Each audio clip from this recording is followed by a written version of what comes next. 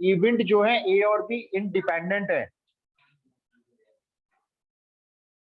अगर मैं आपको क्वेश्चन की पहली लाइन में इंडिपेंडेंट इवेंट्स बोल दूं, आपका स्टेटमेंट क्या होना चाहिए? मैंने फर्स्ट लाइन में बोल दिया इंडिपेंडेंट है, क्या लिखोगे आप? ए इंटरसेक्शन बी की प्रोबेबिलिटी इक्वल होगी probability A into probability B के। जैसे इंडिपेंडेंट सुनते हैं हम तुरंत एस को लिख देते हैं, ये हम यूज करते हैं। अब मैं देखता हूं क्वेश्चन में और क्या दिया हुआ है।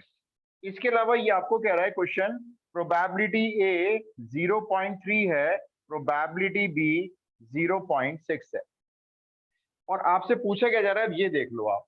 पहले पार्ट में इन्होंने लिखा प्रोबेबिलिटी ए एंड बी। अब आप मेरे को बताओ ये एंड का मीनिंग क्या होता है? इंटरसेक्शन।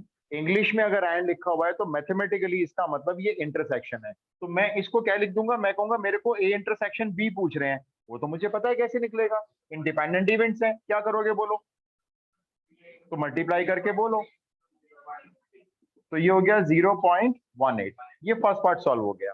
तो ध्यान रखना है एंड यानी इंटरसेक्शन। सेकंड पार्ट में पूछता है आपसे ये, probability A and not be. यही है क्वेश्चन। अब मैं इंटरसेक्शन इसको बी। देखो कैसे लिखूंगा। राइट, ए का तो ये लिखूंगा, ए को तो कुछ चेंज कर नहीं सकता मैं। एंड को क्या लिख सकते हैं?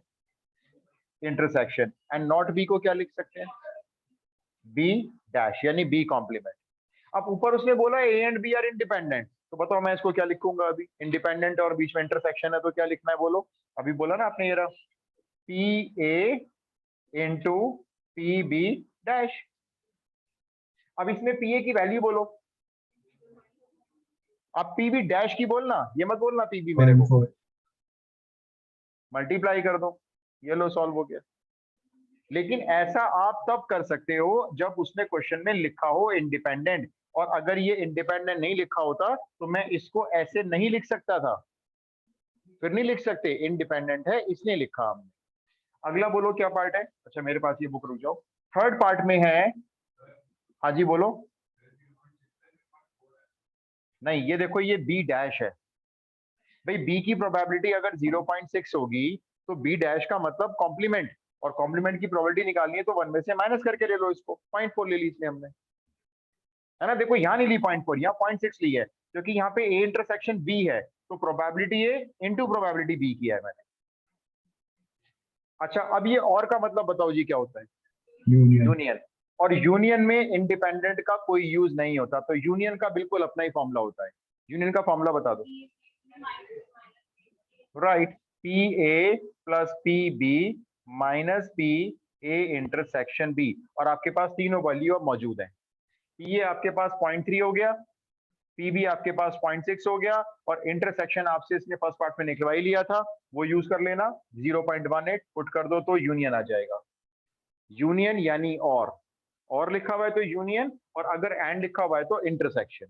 और इसमें एक पार्ट और है अभी, फोर्थ पार्ट है इसका, ये 2 मार्क्स से पूछ सकते हैं question. Neither A nor B. Neither A nor B का मीनिंग बताओ। ना तो ए ए हुआ कॉम्प्लीमेंट। बी हुआ, यही तो है ना इसका मतलब, ना ए हुआ ना बी हुआ। तो मैं इसको कैसे लिखूंगा? पी, ना तो ए हुआ तो ए पे क्या आ गया? कॉम्प्लीमेंट। ना ही बी हुआ एंड बी कॉम्प्लीमेंट। इसका मतलब ये होता है, ना ए हुआ और ना बी हुआ। अब एंड की जगह क्या लिखोगे बोलो? ये होता है neither A nor B. A complement intersection B complement. अब इसके आगे क्या लिखोगे? अब आप बता दो। ए यूनियन बी का होल कॉम्प्लीमेंट। नहीं, इंडिपेंडेंट इवेंट से बताओ सिद्धांत।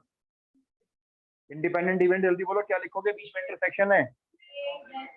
अरे इंटरसेक्शन है बीच में और इंडिपेंडेंट है, तो आपने क्या लिखना है? पी ए प्रोबेबिलिटी डैश की और इनटू प्रोबेबिलिटी बी डैश। ए डैश की प्रोबेबिलिटी बोलो चलो, ए कॉम्प्लीमेंट की। 0.7 इंटू 0.4, आंसर हो गया 0.28। कॉम्प्लीमेंट का मतलब होता है, देखो अगर ए के होने के चांस 0.3 होते हैं तो ए के ना होने के चांस क्या है? 0.7। और ना होने के चांस को हम कैसे शो करेंगे? डैश लगा के शो करेंगे। अब मैं आपकी बात पे आ रहा हूँ। पहले बताओ ये क्लियर है जो लिखा है? बिल्कुल कर सकते हैं, मैं वो भी आपको लिखवा देता हूँ। ये इंडिपेंडेंट इवेंट कह रहा है इसलिए हमने इसको ऐसे लिख दिया। सर इंडिपेंडेंट अगर नहीं होता तो? मैं वही बता रहा हूँ फॉर्मूले, ये रब करूंगा, पहले आप नोट कर लो। अगर इंडिपेंडेंट नहीं होगा तो हमारे पास कुछ यूनिवर्सल फॉर्मूले हैं जो हम हर क्वेश्चन में लगा सकते हैं, इंडिपेंडेंट हो चाहे इंडिपेंडेंट ना हो। मैं ये थोड़ा सा ऊपर का रब कर देता हूँ, ये वाला। अब आप ये ना फॉर्मुलेस कुछ लिख लो, आपके अभी नहीं काम आएंगे तो आगे तो काम आई जाएंगे।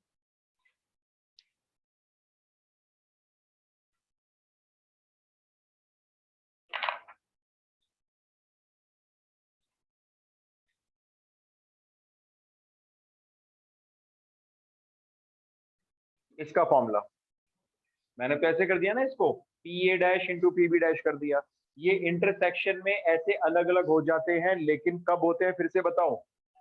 जब इंडिपेंडेंट होते हैं। तो इंटरसेक्शन में दोनों अलग अलग मल्टीप्लाई में आ जाते हैं। और अगर इंडिपेंडेंट नहीं है और मुझे ये चाहिए तो मैं इसको अलग अलग नहीं कर सकता हूँ। तो इसका फॉर्मूला होता है 1 minus probability A union B. तो उसमें क्या करते हैं फिर हम यूनियन निकाल कर 1 में से माइनस कर देते हैं। तो हमारे पास इस क्वेश्चन को करने के दो ऑप्शन है फिलहाल, ऐसे भी कर सकते हैं और फिर कैसे कर सकते हैं, इसके अलावा यूनियन निकाला हुआ है हमने, ये निकाला हुआ होगा, इसको 1 में से माइनस कर सकते हैं। इस फॉर्मूले को आप नोट कर सकते हैं, ये वाला। Similarly A intersection B complement, देखो ये रहा, ये निकाला। अब ये हमने क्यों निकाला ऐसे? क्योंकि ये क्वेश्चन कह रहा है इंडिपेंडेंट है, तो जैसे इंटरसेक्शन आता है इंडिपेंडेंट के बीच में हम तुरंत दोनों को अलग करके लिख देते हैं।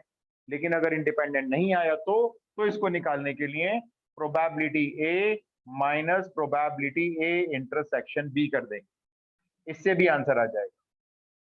ये कब करना? जब आप वो बोले इंडिपेंडेंट नहीं है या नहीं दिया हुआ है, तो फिर इसको निकालने के लिए ये यूज कर लेना। अब ये 11th क्लास के फॉर्मूले हैं, तो इसका क्वेश्चन आपको नहीं दिया जाना चाहिए। अगर वो देंगे भी तो इंडिपेंडेंट में देंगे जैसे ये दिया हुआ है। अच्छा चलो ये बताओ, अगर मैं आपको ये दो दे रहा हूं और उसके बाद मैं आपसे ये वाला पूछ लूं, एक कॉम्प्लीमेंट इंटरसेक्शन बी निकालना है, तो आप बना लोगे इसका फॉर्मूला अपने आप? कॉम्प्लीमेंट उठा के मैंने यहां से इस पे कर दिया है, बोलो। बिल्कुल, पी बी माइनस क्या? माइनस यही इंटरसेक्शन बना लेंगे, वो तो हम लॉजिक लगा के अपने आप पे, ये बन जाएगा। और अगर दोनों पे इंटरसेक्शन पे कॉम्प्लीमेंट आ जाए जैसे कि ये, तो 1 में से यूनियन माइनस कर दो। यूनियन का फॉर्मूला एक ही रहता है, उसके लिए कोई और वैरायटी नहीं है, इंडिपेंडेंट हो ना हो यूनियन तो यही रहता है। क्लियर? आप नोट कर लो, तीनों काम आ जाएंगे। और हम आगे शुरू करते हैं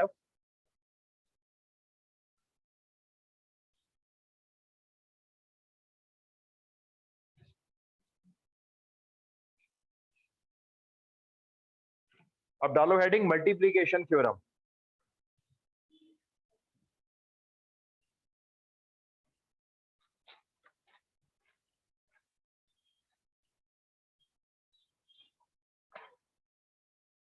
आज ईएमआई की बुक रह गई। मल्टीप्लीकेशन थ्योरम,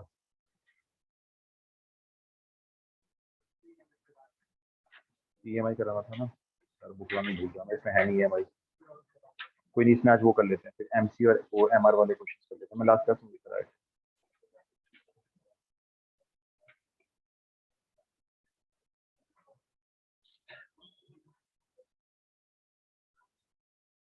ये मैंने करा दिया था, यहाँ से करता हूँ। अच्छा, अब मल्टीप्लीकेशन थ्योरम कोई थ्योरम होती नहीं है, मैं लिखवा भी नहीं सकता इसको, लेकिन आप समझो जरा क्या है। ये रब कर दूं सर, अब जरूरत तो नहीं है इसकी।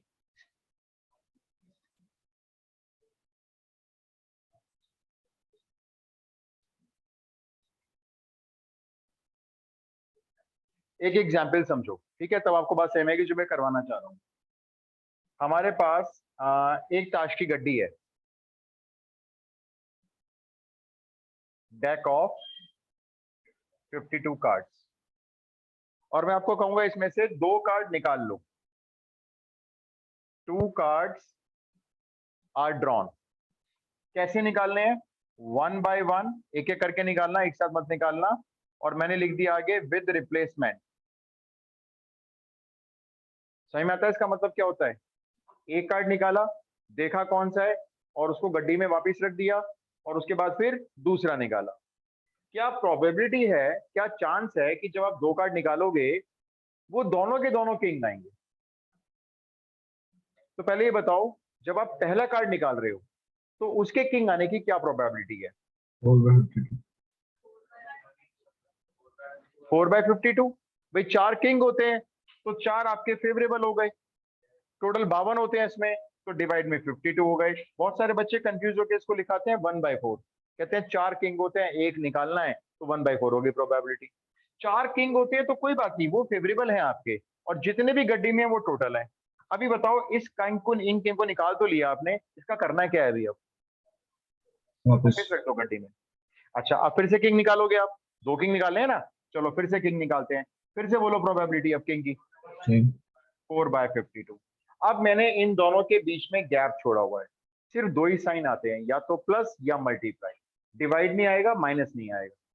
अब यहाँ पे प्लस आएगा या मल्टीप्लाई आएगा, ये सुनो। टास्क देखो आपका क्या है, टास्क क्या है, कितने कार्ड निकालने हैं? 2 कार्ड। यहां पर आप देखो, क्या आपका टास्क कंप्लीट है?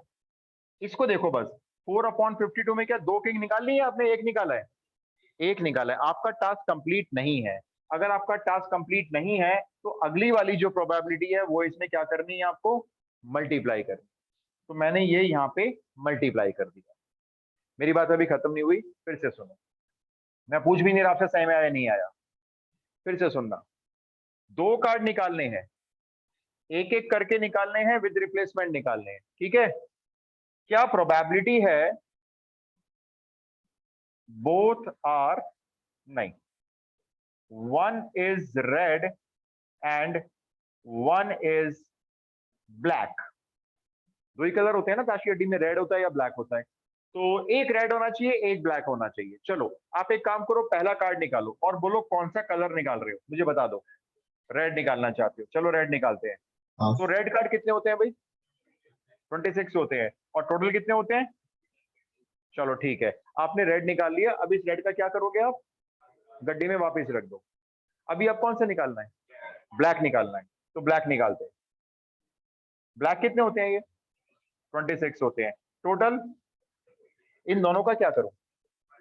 मल्टीप्लाई करूं, क्योंकि मेरे को एक रेड निकल गया है, मेरा टास्क कंप्लीट नहीं है, तो मेरी जो अगली वाली प्रोबेबिलिटी है वो मल्टीप्लाई हो गई।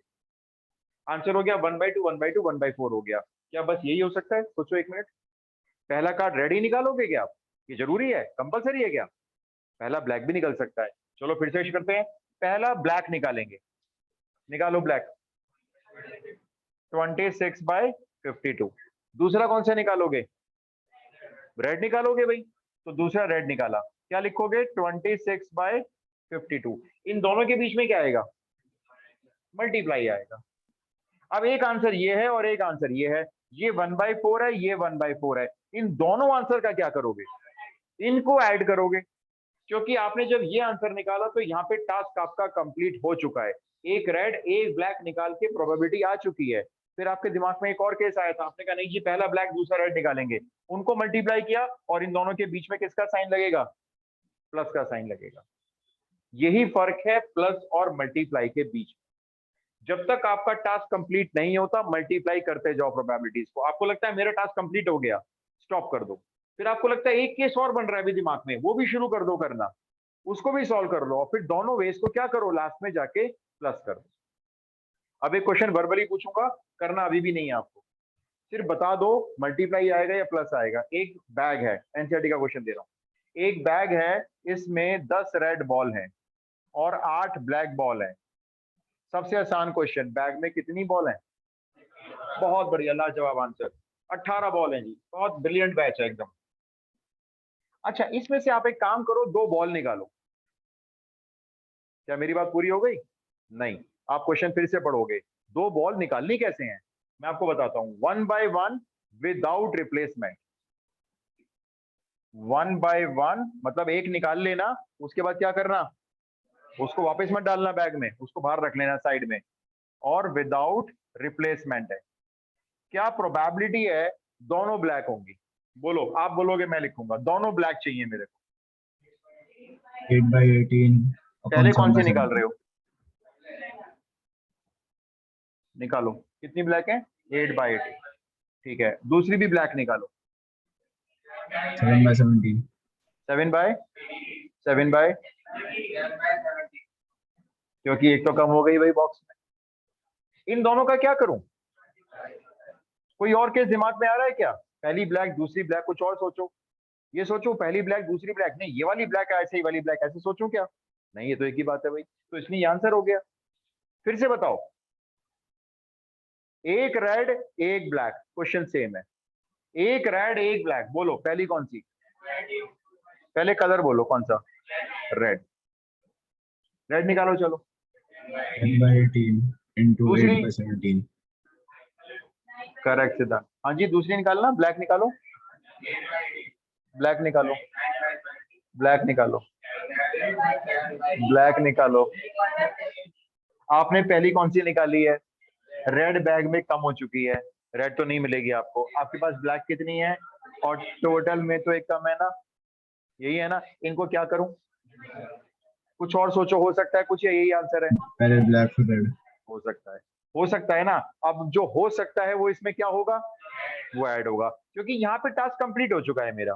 अब मेरा टास्क कंप्लीट है, एक रेड एक ब्लैक की बात हो रही थी वो कर चुका हूँ, और मेरे पास अगर कुछ केस आएगा तो मैं उसको इसमें ऐड करके फिर वो प्रोबेबिलिटी यहाँ पे कैलकुलेट करूंगा। ये बात आती है समझ में? 1/1 विद रिप्लेसमेंट सही में आया, 1/1 विदाउट रिप्लेसमेंट भी सही में आया। अब ये भी समझो ताकि मैं क्वेश्चन करवा सकूं। सर हाँ जी बोलो। सर उसमें आगे हम बढ़ते तो वो 17 की जगह टोटल फिर 16 हो जाता ना। अगर मैं नेक्स्ट केस लिखता ना तो उसमें पहली वाली ब्लैक निकालते 8/18, दूसरी रेड निकालते 10/17, यही तो सर नहीं, होता। इसके बाद भी अगर निकाल प्लस करके निकालने कोई और दूसरी कंडीशन भी हो, हाँ, अगर कुछ और कंडीशन होगी तो वो इसमें फिर से प्लस होगा आगे केस। तो सर वो 17 की जगह 16 हो जाएगा ना वहाँ टोटल। हाँ, अगर 3 बॉल निकालेंगे तो होगा। ध्रुव 16 तब होगा जब मैं आपको बोलूंगा 3 बॉल निकालो, तो उसमें एक एक करके बॉल कम होती चली जाएंगी। एक क्वेश्चन फिर से, बस बॉक्स यही पड़ा हुआ है। 10 रेड है 8 ब्लैक है, कितनी बॉल निकालनी है? 2 बॉल निकालनी है बस। अब ना तो ये लिखा हुआ 1/1 विद रिप्लेसमेंट और ना ये लिखा हुआ 1/1 विदाउट रिप्लेसमेंट। अब क्या करें? और मेरा क्वेश्चन है क्या प्रोबेबिलिटी है दोनों रेड है? ठीक है ना, 1/1 विद रिप्लेसमेंट आपसे ये नहीं पूछूंगा कि पहली कौन सी निकालनी है दूसरी कौन सी निकालनी है। तो यहाँ पे क्या माना जाएगा कि दोनों बॉल एक साथ निकाल लो। ये बॉक्स में हाथ डालो, 2 बॉल जैसी आपको लगे हाथ में आ गई हैं और उठा लो उन्हें ऊपर। जब आप 2 बॉल एक साथ उठाओगे तो यहाँ पे यूज होगा 11th क्लास का कॉम्बिनेशन।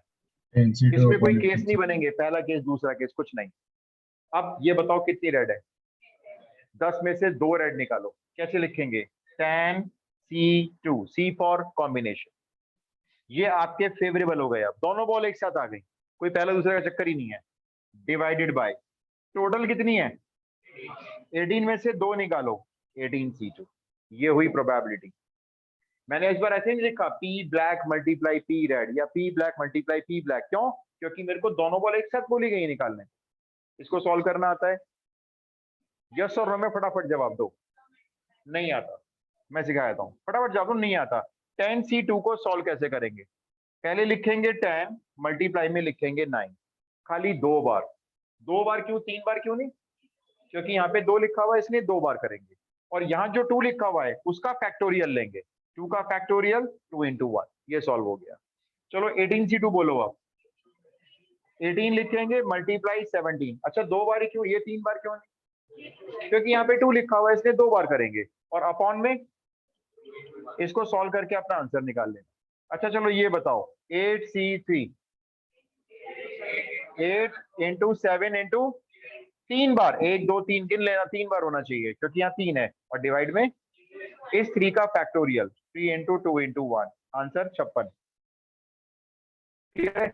अब मैं जब आपको क्वेश्चन दूंगा तो पहले ध्यान से पढ़ो, एक एक करके निकालना है। एक एक करके में भी 2 चीजें हैं, विद रिप्लेसमेंट विदाउट रिप्लेसमेंट। और अगर ये नहीं लिखा हुआ है विद या विदाउट, कुछ नहीं लिखा हुआ है, तो कॉम्बिनेशन लगा के निकाल लेना। क्लियर? कॉम्बिनेशन कब लगेगा फिर से बताओ एक बार? जब विद रिप्लेसमेंट भी नहीं होगा और विदाउट रिप्लेसमेंट भी नहीं होगा। अब लिखो क्वेश्चन। सर अगर रिप्लेसमेंट विदाउट रिप्लेसमेंट नहीं लिखा और 1/1 लिखा तो 1 by 1 लिखा है तो वो जरूर बताएंगे आपको कि 1 by 1 में विद रिप्लेसमेंट है या विदाउट है, 100% बताएंगे, चिंता मत करो। वरना फिर अगर नहीं बताया ना मान लो, तो कोई भी केस कराना, दोनों ठीक करने पड़ेंगे इनको।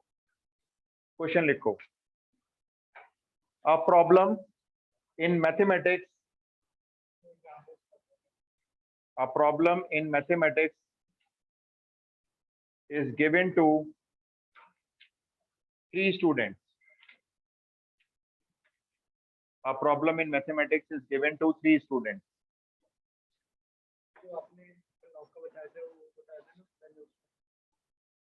Comma, the probabilities of solving them are, the probabilities of solving them are 1 by 2, comma 1 by 3, comma 1 by 4. Full stop. Find the probability that exactly one of them solves the problem.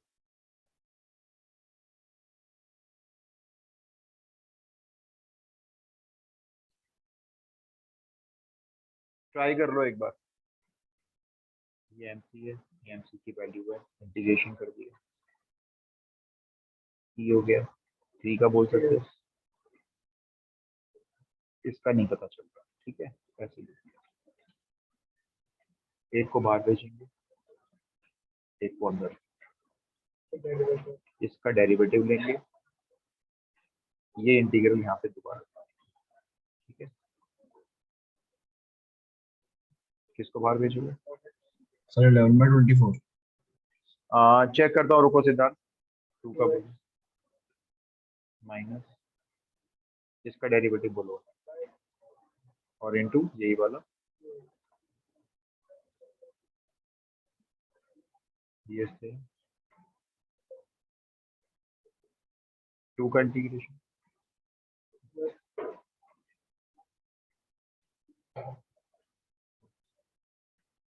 ऐसे के निकाल के दिखाओ, कुछ condition दे रखो।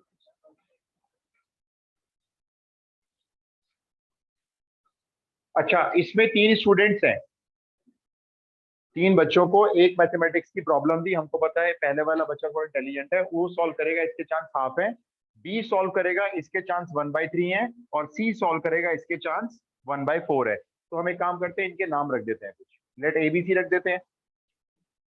तो हमने solution में एस से स्टार्ट कर लिया, पी ए, अभी अंडरस्टूड है कि हम ए पहले वाले बच्चे की बात कर रहे हैं।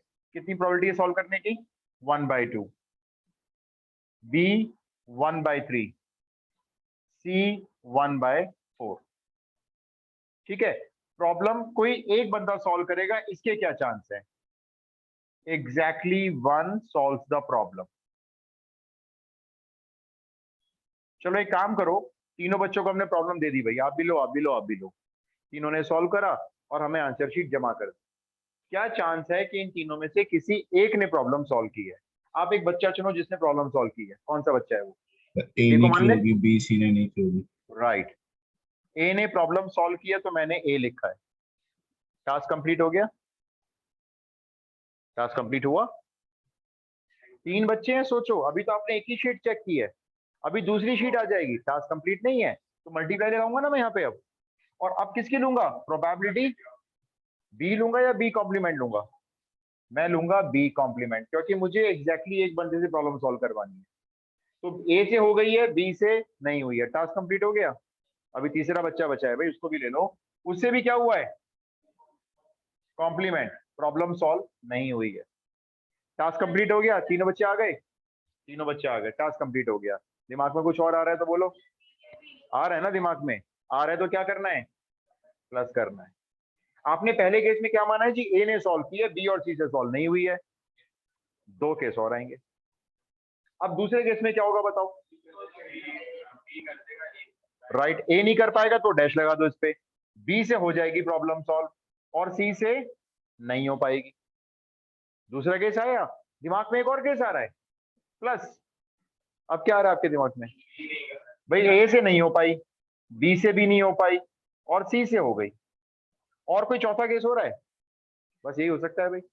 अब क्या करना है? इसके अंदर वैल्यूज पुट करनी, सिद्धांत ये बोलना 1/2 मैं यहाँ लिख देता हूँ। बी कॉम्प्लीमेंट बोलो आप, बी मत बोलना, बी कॉम्प्लीमेंट, बी तो ये है, कितना हो गया 2/3। सी कॉम्प्लीमेंट बोलना आप, सी ये है, मुझे सी कॉम्प्लीमेंट चाहिए लेकिन 3/4।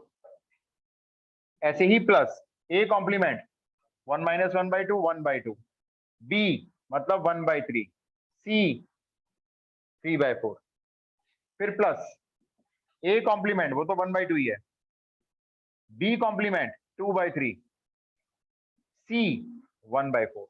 ये इसको सॉल्व करोगे तो आपको अपने इस क्वेश्चन का आंसर मिल जाएगा। Exactly 1 solve the problem.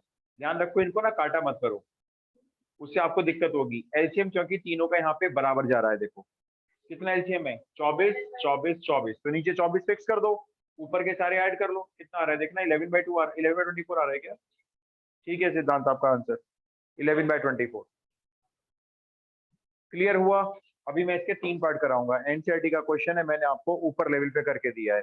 NCERT में 3 स्टूडेंट की जगह 2 स्टूडेंट है, मैंने वो 2 की जगह आपको 3 स्टूडेंट कर दिए, इतना ही फर्क किया है। उसमें 2 स्टूडेंट है, पहले पार्ट में पूछेंगे एग्जैक्टली 1 सॉल्व द प्रॉब्लम, तो उसमें 2 ही केस बनेंगे, ए से हो गई बी से नहीं हुई, और फिर ए से नहीं हुई बी से हो गई। मैंने 3 स्टूडेंट का दे दिया, क्या फर्क पड़ता है, और ये बोर्ड में आया हुआ क्वेश्चन है।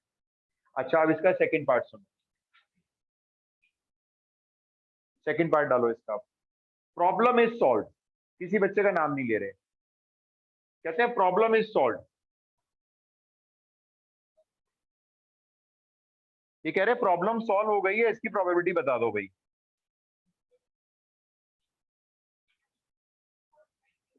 बहुत सारे केस बनाएंगे, क्या हो गया, हम भी तो वेले हैं, हमें कुछ 1 काम थोड़ी minus है। problem not solved। चलो आप ठीक है, उसका मैं बताऊंगा नहीं, रुक जाओ अभी।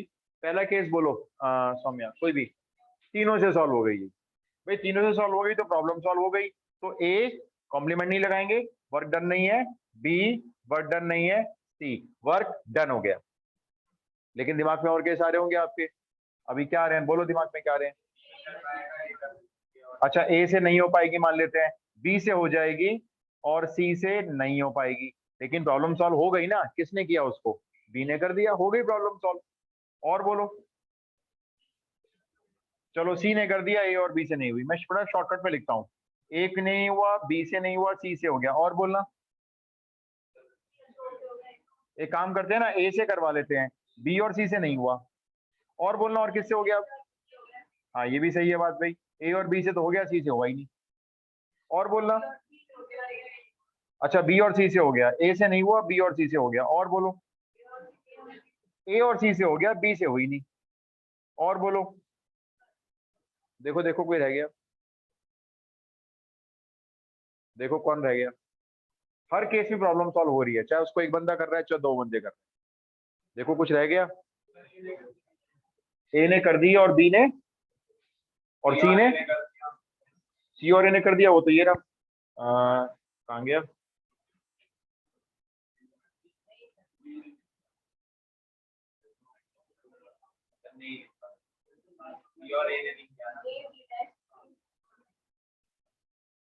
कोई 2 रिपीट हो गए क्या?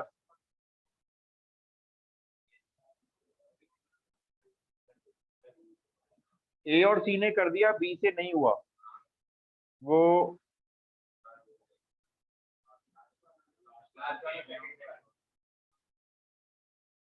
नहीं, कोई केस रिपीट कर दिया मैंने, लास्ट और सेकंड सेम हो गए। तो इसको एक काम करते हैं ना, सॉरी, ए ने कर दिया, सी ने कर दिया, बी से नहीं हुआ, ये ले लिया मैंने क्या, ये रह गया ना, ये रह गया। अब ठीक है, अब ए और सी ने कर दिया और बी से नहीं हुआ। और कोई केस रह गया तो देखो, कोई बंदा रह गया वो सॉल्व करने से। हर केस में आप चेक कर लो प्रॉब्लम सॉल्व हो रही है। अब मैं अगर इसमें एक केस अपना ऐड कर दूं जो नहीं चाहिए, तीनों से नहीं हुई, मान लो मैं ऐड कर दूं, तो मैंने तो ऐड कर दिया। अब आप बताओ कोई केस छूट गया करने ना करने का, कुछ सोचो जरा, सारे हो गए। अब ये सोचो 3 बंदे प्रॉब्लम सॉल्व कर रहे हैं, तीनों से हो गई, तीनों से नहीं हुई, किसी एक से हो गई, किसी 2 से हो गई, अब ये क्या बन गया, ये आपके एग्जॉस्टिव इवेंट्स बन गए। समझते हो एग्जॉस्टिव इवेंट्स, ये सैंपल स्पेस हो गया। इसके अलावा और कुछ हो सकता है क्या, सोच के देखो। भाई तीनों ने कर दी, ले लिया, तीनों से नहीं हुई वो भी ले लिया, एक से हुई दो से नहीं हुई वो सारे ले लिए। अब बताओ अगर ये केस ऐड हो जाए तो इन सबका सम क्या बन जाएगा, इन सब प्रोबेबिलिटीज का सम क्या बन जाएगा, 1 बन जाएगा। और अगर इन सबका 1 बन जाएगा सम, और मुझे चाहिए यहां से लेकर यहां तक के सारे, तो ये सारे निकालूं क्या मैं अब, नहीं, छोटा रास्ता क्या है, 1 में से ये माइनस कर दिया जाए। चॉइस आपकी है, मेरा काम था सिखाना। आप ये सातों के सातों केस ऐड कर लो, आंसर निकल आएगा। छोटा रास्ता पकड़ना है तो ये वाला केस निकाल के 1 में से माइनस कर दो, फटाफट से हो जाएगा। बोलो भाई सही में आया नहीं आया जो मैं बोल रहा हूं, आती बात सही में? तो ये सातों केस मत लिखो, अब लिखना लिख लो आप, आपको याद रहेगा। हम इस क्वेश्चन को सॉल्व करेंगे इस तरह से, देखो P problem is solved, right, is equal to 1 minus problem solve किसी ने भी नहीं की, तो A ने भी नहीं की, B ने भी नहीं की, और C ने भी नहीं की। ये क्योंकि एक ही केस है बस, जब प्रॉब्लम सॉल्व हुई नहीं किसी से। वैल्यू बोलो, पुट करके 1 में से माइनस करते हैं, बोलो 1/2, 2/3, और लास्ट वाला क्या था, तो 3 से 3 गया, 2 से 2 गया, 1 में से 1/4 माइनस करो, आंसर आ गया 3/4। तो प्रॉब्लम सॉल्व हो जाएगी 3 बंदों को देने के बाद, जब तीनों की आंसर शीट आएगी और प्रॉब्लम सॉल्व हो चुकी है, इसके चांस 75% है, 3/4 है। क्या बात सही में आती है ये वाली?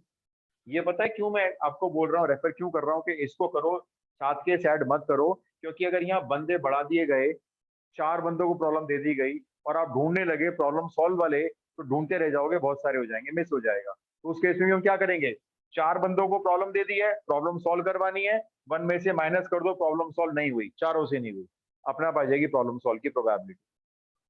सही में आया क्वेश्चन? ये एनसीईआरटी में 2% का है, मैंने आपको 3% का दे दिया। रब करूं?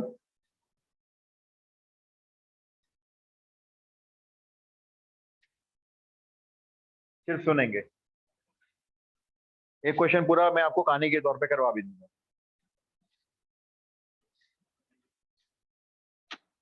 विनायक बेचारा बहुत देर से वेटिंग रूम में।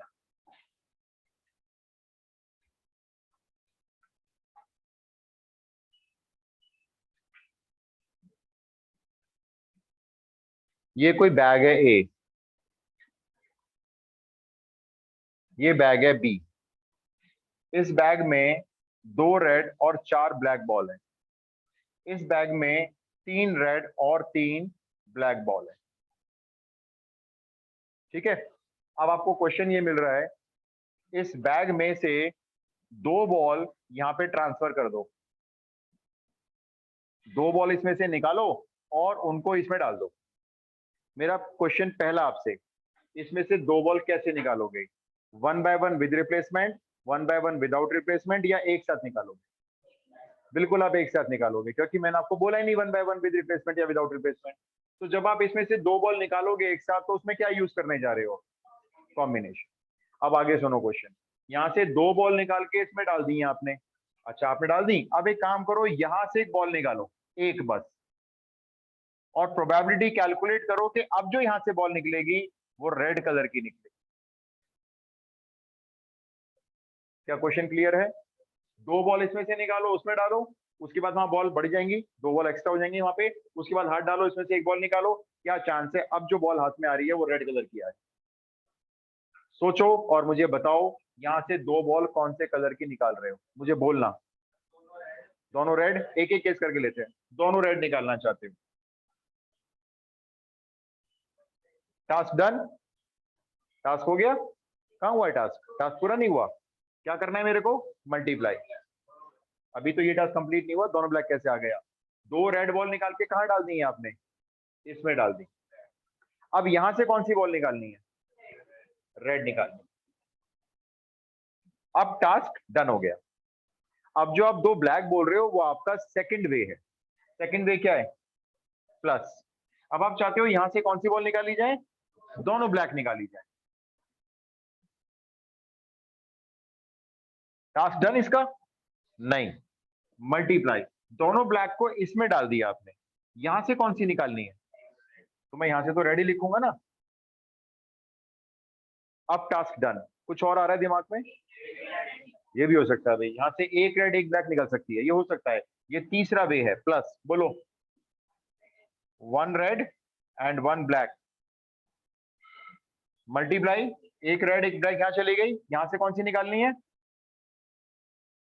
और कोई केस सोचो ऐड करने के लिए, सोचो। दोनों ब्लैक हो गई, दोनों रेड हो गई, एक रेड एक ब्लैक हो गई, हो गया सब कुछ। चलो अब शुरू करो, यहां से 2 रेड निकालो, कॉम्बिनेशन लगा दो। 2 रेड निकालो, 2 रेड निकालो।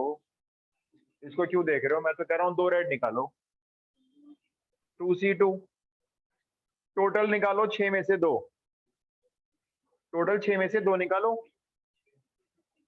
ये है इसमें से 2 रेड की प्रोबेबिलिटी। अच्छा, अब वो 2 रेड कहां चली गई? इसमें चली गई। रेड गिन के बताओ कितनी है यहाँ पे? एक रेड निकालो, 5 में से एक रेड निकालो, 5C1। टोटल है 5 और 3 8, 8 में से एक रेड, मतलब एक बॉल निकालो। बोलो ये आता है समझ में? आगे चलते हैं, फिर से शुरू करो। 2 ब्लैक निकालो, टोटल 6 में से 2 निकालो। 2 ब्लैक कहां चली गई? इसमें चली गई। कितनी ब्लैक हो गई? यहां से कौन सी निकालनी है? अब रेड निकालनी है, तो रेड निकालो, 3 है। बोलो टोटल कितनी है इसके अंदर? ये डेंजर पॉइंट है, बताओ क्यों? साइकोलॉजी है, ह्यूमन साइकोलॉजी होती है। कहते हैं यहाँ से रेड निकाली है, यहाँ से रेड डाली है ना, तो रेड निकाली है हमने। फिर कहेंगे हमने यहाँ से ब्लैक डाली है, हम ब्लैक निकालेंगे, क्योंकि हमने तो ब्लैक डाली है। जबकि क्वेश्चन ब्लैक नहीं मांग रहा, क्वेश्चन क्या मांग रहा है? रेड। और बच्चे निकालते हैं यहाँ पे ब्लैक, कहते हैं अच्छा यहाँ रेड तो यहाँ ब्लैक ही निकालेंगे, हम ब्लैक निकालेंगे, हाँ मर्जी। हम रेड डाल के रेड निकालेंगे, ब्लैक डाल के ब्लैक निकालेंगे। भाई आपको तो रेड ही निकालनी है, ब्लैक क्यों निकालोगे आप? तो यहाँ गलती होती है, बहुत गलती होती है। एनसीईआरटी का क्वेश्चन है, बताऊंगा कौन सा है। प्लस एक रेड निकालो, एक ब्लैक निकालो। एक काम करो, एक रेड चूज करो पहले यहां से, एक ब्लैक चूज करो। टोटल 6 में से कितनी निकाली हैं? हो गई एक रेड एक ब्लैक। अब यहाँ पे एक रेड आ गई और यहाँ पे एक ब्लैक आ गई, आपको कौन सी निकालनी है? तो निकालो रेड, बोलो टोटल कितनी है इसके अंदर? ये इसका आंसर है। सर 11/24। चेक करता हूँ, रुको मैं। 2C2 सॉल्व करना भी जरा कोई रफ में, सॉल्व करने की कभी जरूरत नहीं होती। 2C2 always 1। 6C2 सॉल्व करो, 6 इंटू 5 अपॉन 2 इंटू 1 15। 5C1 तो 5 ही होगा, 8C1 8 होगा। प्लस 4C2 सॉल्व कर लेना अपने आप, 6 और ये 15, ये 3/8। प्लस कोशिश करना 15 इंटू 8, 15 इंटू 8 अगले में भी यही आ जाए, तो एलसीएम में आसानी रहेगी ना हमें जरा। 2C1 तो 2 होता है, 4C1 4 होता है, ये तो 8 हो गया, और ये वही 15, और ये 4C1 4/8। सबका एलसीएम सेम, सबका एलसीएम 120, ऊपर के प्लस कर लो जरा। 32 18 50 और 5 55, 55/120। 5 से काट दोगे तो 11/24। अब आप इसमें से 2 बॉल निकाल के यहाँ ट्रांसफर करके उसमें से रेड बॉल की अगर प्रोबेबिलिटी पूछोगे तो ये वो चांस है।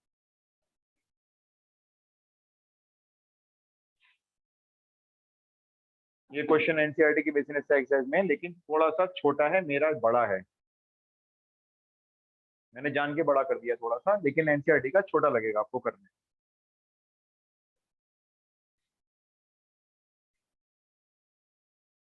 कोई डाउट है तो पूछो।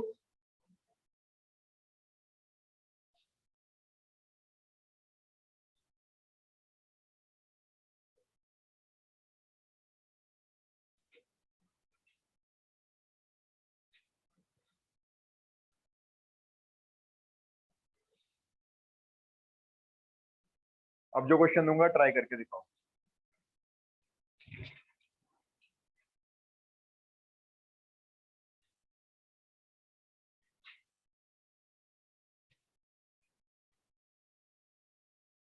रिफ्लेक्शन आ रहा है।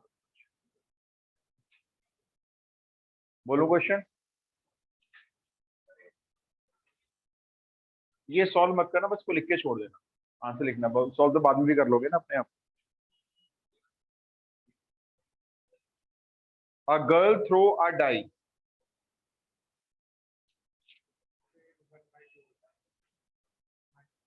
नीचे ले आओ। A girl throw a die. If she gets 1 or 2, if she gets 1 or 2, she draws a ball from bag 1. She draws a ball from bag 1 containing 2 red and 5 black balls. Containing 2 red and 5 black balls. इतना सही में आया? अभी आगे बोलना है मेरे को। अगर उस लड़की का डाई पे 1 या 2 आया तो उसको इंस्ट्रक्शन दिए गए, बैग 1 पड़ा हुआ है, इसमें से एक बॉल निकाल लेना। If she gets any other number, आगे लिखो, कॉमा करके लिख लो चाहे, 2 red and 5 black balls. If she gets any other number,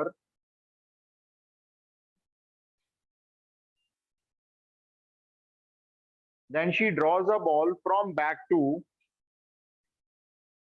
containing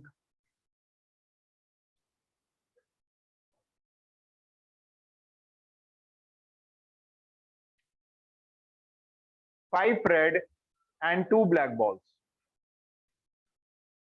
5 red and 2 black balls. Find the probability of obtaining black ball. Find the probability of obtaining black ball.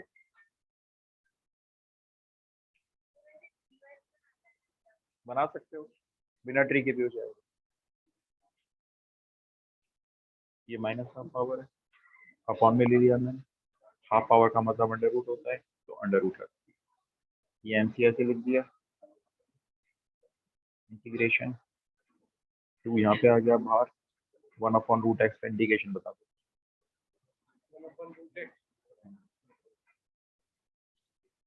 मैंने कल लिखा, याद करो, काम आता है। 2 हो गया, x का कोफिशिएंट है वो डिवाइड में जरूर है, एंड प्लस ये 2 से 2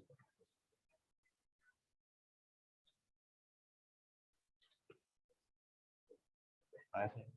अब क्या दिया हुआ, फिक्स कॉस्ट। तो फिक्स कॉस्ट में क्या करेंगे, x को 0 बनाएंगे, यहाँ फिक्स कॉस्ट रख देंगे, तो उससे हमारा k आ जाएगा। k को पुट कर देंगे, फिर आगे भी कुछ करता है, फिर एवरेज कॉस्ट निकालेंगे 8, ये तो हो जाएगा 11।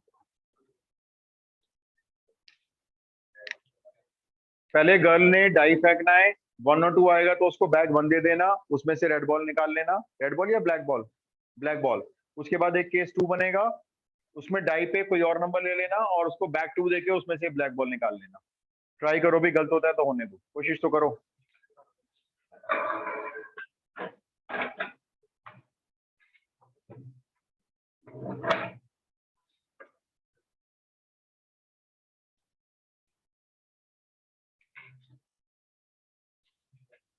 तो क्या मान के चल रहे हो, गर्ल के पास डाई पे क्या आया होगा, 1 और 2 आया होगा, मान लेते हैं चलो।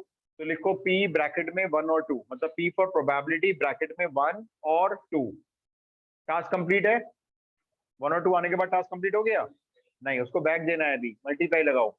फिर लिखो P ब्रैकेट में black ball from bag 1। Task आपका कंप्लीट हो गया, ठीक है। दिमाग में दूसरा केस आ रहा है कोई? आ रहा है। लड़की का डाई पे 3 4 5 6 भी तो आ सकता था, तो प्लस करके अब वो केस लिखो, प्लस P ब्रैकेट में 3 4 5 और 6, 3, 4, 5 और 6 मल्टीप्लाई। अब क्या देना है बताओ, ब्लैक बॉल कहां से, लेकिन बैक 2 से। ऐसे लिख दिया, अब वैल्यू पुट करो। चलो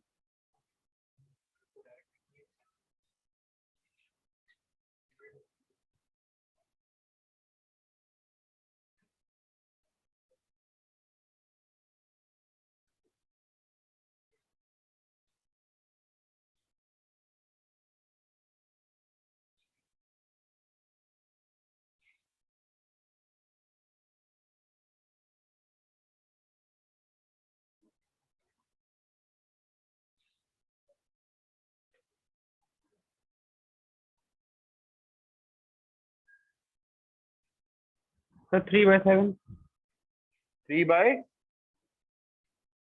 7 रिपीट करना आंसर 7। अच्छा चेक करते हैं, रुको भाई, आप लोगों में से किसी का हो जाए तो बताना भाई।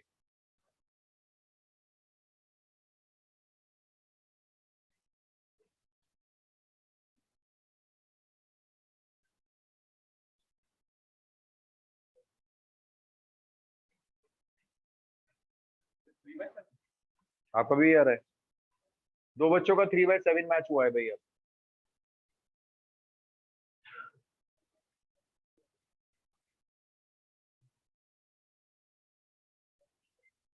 3/7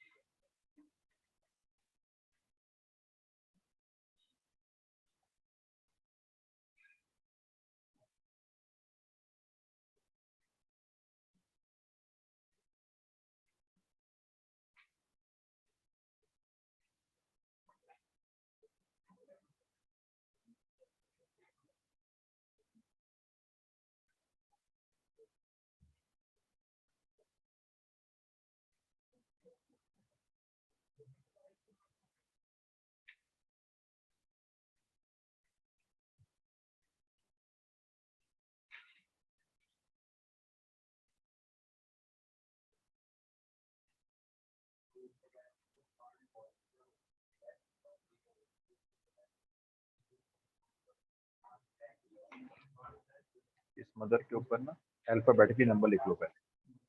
सबसे पहले ई आता है अल्फाबेटिक ऑर्डर में ना, फिर एच आता है 2 नंबर, फिर एम आता है, फिर ओ आता है, फिर आर आता है, फिर ये टी आता है। ये छठा नंबर है। यहाँ पे देख लो 0 factorial, 1 factorial, 2 factorial, 3 factorial, 4 factorial, 5 factorial. ठीक है, 5 फैक्टोरियल मैंने लिखा, मल्टीप्लाई किया 2 से। ये 2 मेरे पास कहाँ से आया? नहीं, मदर की रैंक 3 है ना, ये 3 नंबर है। इससे छोटे नंबर यहाँ पे कितने हैं? 4 बड़ा है, 6 बड़ा है, ये 2 छोटे हैं, 2 छोटे हैं ना, तो 2 मल्टीप्लाई कर। फिर 4 फैक्टोरियल, यहाँ 4 है, 4 से छोटे कितने नंबर है यहाँ पे? 2, तो 2 मल्टीप्लाई करो। नहीं, इस तरफ देखेंगे। फिर 6 से छोटे कितने हैं? 3 है, 3 हो गए ना, तो 6 का फैक्टोरियल है 3, तो 3 into 3 factorial and so on, plus कर लो, रैंक आ गई।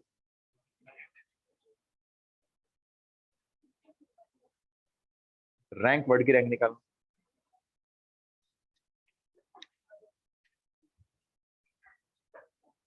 आंसर क्या 3/7 आ रहा है क्या सबका? नहीं आ रहा, कोई बात नहीं, क्योंकि ये अगर सही में नहीं आया ना तो बेस थ्योरम अटक जाएगी। वैसे मैं आपको रटवा दूंगा, फिर अगर कहोगे तो बेस थ्योरम में रटवा भी सकता हूँ, लेकिन जरूरत नहीं है उसकी। समझो, फिर दोबारा समझो। गर्ल को हमने पहले डाई दे दिया, दिमाग में पहला केस आया गर्ल का शायद 1 या 2 आया होगा, तो आप क्या लिखोगे? प्रोबेबिलिटी ब्रैकेट में 1 या 2 आया। टास्क कंप्लीट तो हुआ नहीं, उसको बैग देना है अभी हमने, तो मल्टीप्लाई। अब उस बैग में से उसको कौन सी बॉल निकलवानी है? बोलो, वही बॉल लिखेंगे, ब्लैक निकालनी है। तो ब्लैक वो भी कहां से?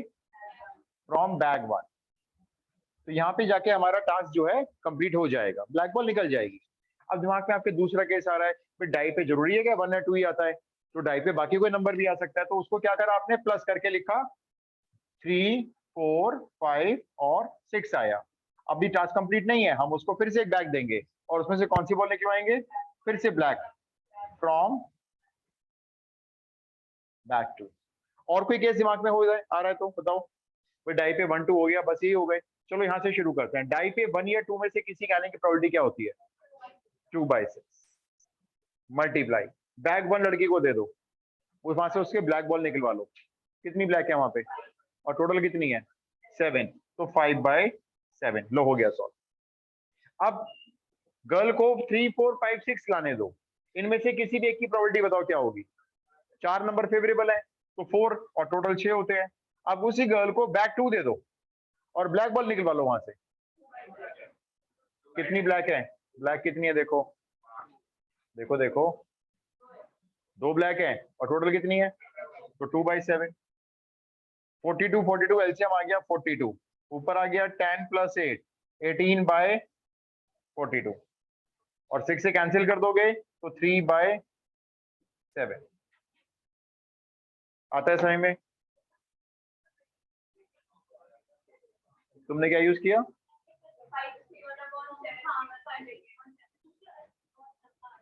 5C1/7C1 तो 5/7 ही हो गया। देखो जब एक बॉल निकालनी होती है ना या कोई एक चीज निकालनी होती है तो मत लिखो कॉम्बिनेशन 5C1 तो 5 ही होता है वैसे भी, और अगर आप लिख भी रहे हो तो भी वो 5C1 5 ही तो आएगा, उससे लंबा क्यों हो गया फिर। आंसर ये आ रहा है ना, कोई बात नहीं, आपको क्लियर हो गया ना, कॉन्सेप्ट तो क्लियर है ना। यार टाइम लेट हो जाता है आज। ओहो, दूसरे बैच को डाली नहीं मीटिंग आईडी। एक ऐसी क्वेश्चन बताना है आपको, रुको ऐसी बता दो बस, क्योंकि ना मैं नेक्स्ट क्लास में बेस थ्योरम स्टार्ट कर दूंगा जो लगभग लास्ट टॉपिक है।